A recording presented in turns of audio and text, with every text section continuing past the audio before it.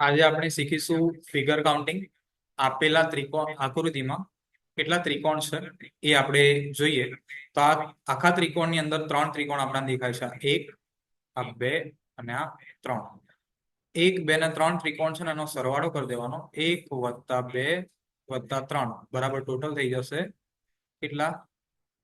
6. બરાબર. કેટલા ત્રિકોણ છે? તો ટોટલ 6 ત્રિકોણ છે. બરાબર. હવે બીજી એક આકૃતિ આપણે લઈને અભ્યાસ કરીએ કે એમાં કેટલા ત્રિકોણ છે. બરાબર. તો એક બીજી આકૃતિ આપણે જોઈ લઈએ. આ આકૃતિ છે એમાં કેટલા ત્રિકોણ છે તો આપણે જોઈએ તો કેટલા દેખાય છે? 1, 2, 3, 4 અને 5 દેખાય છે. કયા કયા 5? તો આ 1, આ 2, આ 3, આ 4 અને આ 5. આ 5 એ 5 નો સરવાળો કરી દઈએ. 1 + 2 + 3 + 4 + 5 એટલે ટોટલ કેટલા થઈ જશે? 15. આ ત્રિકોણમાં કેટલા ત્રિકોણ છે? આ આકૃતિમાં કેટલા ત્રિકોણ છે? તો ટોટલ 15 ત્રિકોણ છે.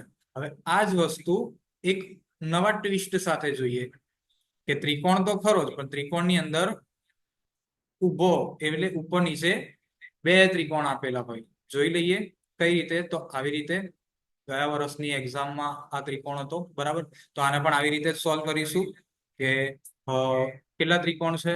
તો ઉભા દેખીએ તો આ 1, આ 2 અને આ 3 આ આડા છે. બરાબર.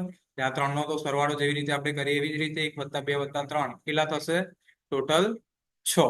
હવે આડી ધરી દેખી લેવાની. આ એક ધરી, આ બીજી ધરી અને આ ત્રીજી ધરી. આ 3 ધરી જે આપી છે એ 6 × 3 કરી દેવાના. એટલે ટોટલ કેટલા થઈ જશે? 18 ત્રિકોણ થઈ જશે. બરાબર. 18 ત્રિકોણ આમાં સમાયેલા છે. બરાબર.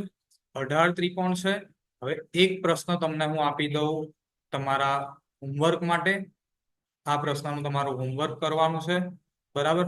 તમારે એનો જવાબ કોમેન્ટમાં લખવાનો છે કે આના આ જે ત્રિકોણ આપેલા છે એમાં કેટલા ત્રિકોણો સમાયેલા છે. બરાબર. તો આપણે કોમેન્ટમાં એનો આન્સર આપીશું બધા જ.